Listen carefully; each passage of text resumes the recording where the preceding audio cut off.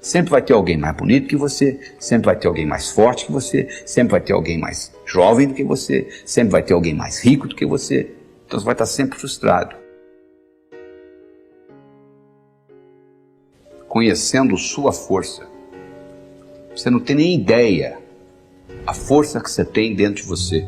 É igual um iceberg.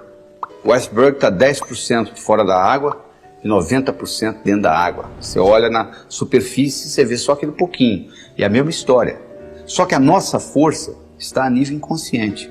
Você conhece a história da mulher que estava dirigindo numa estrada deserta do Texas e a picape dela quebrou? E ela foi consertar a picape e ela colocou um macaco para trocar o pneu que tinha furado também, etc. Na hora que ela estava levantando a picape, o filhinho dela de 4 anos de idade saiu de dentro da cabine, entrou debaixo da picape. E o macaco empenou e o menino ficou preso debaixo da picape. E ela foi lá e levantou, com menos de 50 quilos a mulher, levantou a picape para o menino sair. Agora eu lhe pergunto, de onde que ela tirou essa força? Do inconsciente. Diz que o Fernão Cortés, que conquistou o México, um dia ele estava passeando com os amigos dele a cavalo e eles foram atacados por uma tribo indígena. E eles começaram a matar o pessoal, os índios inclusive flecharam o cavalo morreu e o Fernando Cortés saiu correndo e os índios atrás e ele pulou um desfiladeiro. Eles pegaram essa distância que o Fernando Cortés pulou com toda aquela armadura dele, levaram para um campo de atletismo americano e dificilmente um atleta consegue pular aquela distância que o Fernando Cortés pulou com a armadura. Por que ele pulou? Porque ele estava motivado, ou ele pulava ou ele morria. De onde que ele tirou essa força? Ele tirou essa força do inconsciente. Então você tem que aprender a usar esse tipo de força. Você tem que acertar por dentro para depois acertar por fora. Você conhece a história do executivo que chega em casa com uma mala, com uma maleta cheia de trabalho para o dia seguinte? E ele tem um filhinho de 6 anos de idade, querendo brincar com ele. Seu pai, vamos brincar, pai, vamos brincar. Ele disse, não, meu filho, não posso brincar, seu pai está ocupado. E o menino continua insistindo. O que ele faz? Ele abre o jornal e ele vê o mapa do mundo. Aí ele tem uma ideia, ele pega o mapa do mundo, corta tudo em pedacinhos, entrega para o menino e diz, seu filho, você monta isso aí, quando estiver prontinho o pai brinca com você. Pensando que o menino ia gastar pelo menos 1 hora. 5 minutos depois volta o menino, pai, tá pronto. Ele fala, não é possível. Ele chega lá, tá tudo montadinho. Aí ele pergunta para o menino, como é que você conseguiu isso? Isso é muito simples, pai. O jornal que o senhor me deu, do outro lado, tinha um retrato de um homem. Eu coloquei o homem certo, quando eu virei, o mundo estava certo. Não é isso? Quando você está certo, o mundo está certo. Não tem nada errado com o mundo. O mundo, o universo, é um lugar paradoxal, potencialmente abundante, feito para todo mundo ganhar. Se eu me mudasse dessa cidade, eu resolveria o meu problema. Sabe por que você não resolve o seu problema? Porque quando você muda, você leva você com você. Esse é o problema. Se você pudesse deixar você lá, seria diferente. Mas como você leva você com você, é o que acontece. Então o que você tem que fazer na realidade não é o que São Tomé dizia. São Tomé dizia o seguinte, eu tenho que ver para crer. O nosso trabalho aqui é exatamente o contrário. Você tem que crer para ver. Porque se você tiver que ver para crer, você vai estar sempre comendo poeira de alguém. As grandes descobertas, as grandes invenções do mundo ocorreram exatamente o contrário. Pessoas que acreditaram e manifestaram. Então você tem que mudar esse paradigma, você tem que fazer uma mudança no seu pensamento, você tem que passar a acreditar, porque você só vai ver aquilo que você acredita. Então para você mudar isso e passar a acreditar em coisas que você não acreditava antes, você tem que mudar o seu modo de pensar. Você tem que começar a excluir coisas da sua vida e você tem que começar a incluir novas coisas. Porque se você não excluir, não tem lugar para incluir. Você imagina no seu guarda-roupa, por exemplo.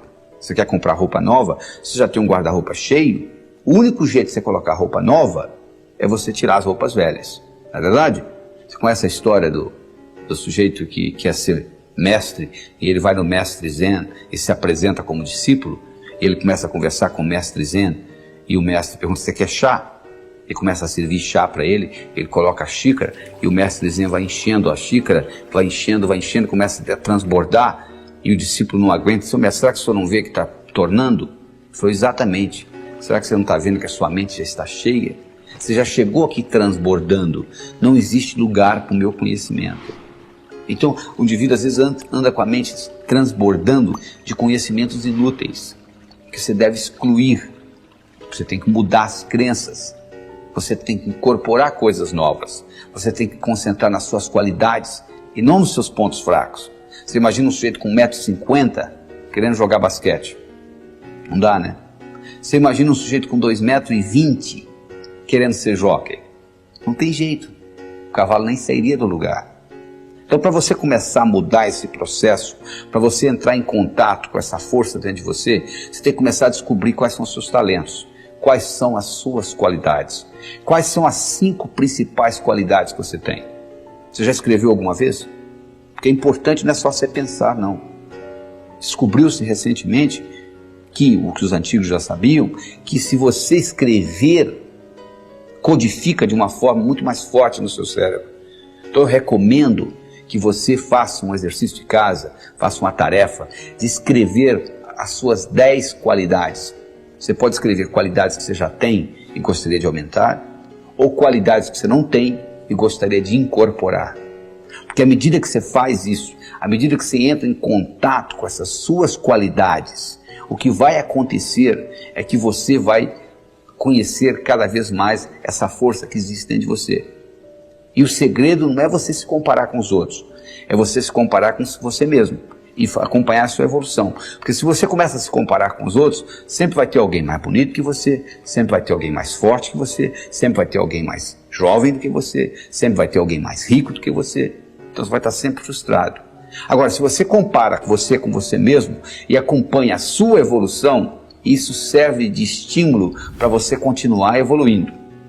Então, além das suas qualidades, eu gostaria de saber dos seus hábitos, quais que você quer excluir, quais que você quer manter e quais novos hábitos que você quer incluir na sua vida, na sua tarefa diária. E lembre-se, algo para se tornar hábito tem que ser feito, pensado, manuseado pelo menos 21 vezes.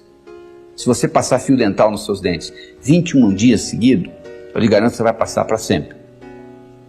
Igual você faz com escovar os dentes. Mas se você fizer uma vez ou outra, você vai passar o fio dental uma vez ou outra, como a maioria faz.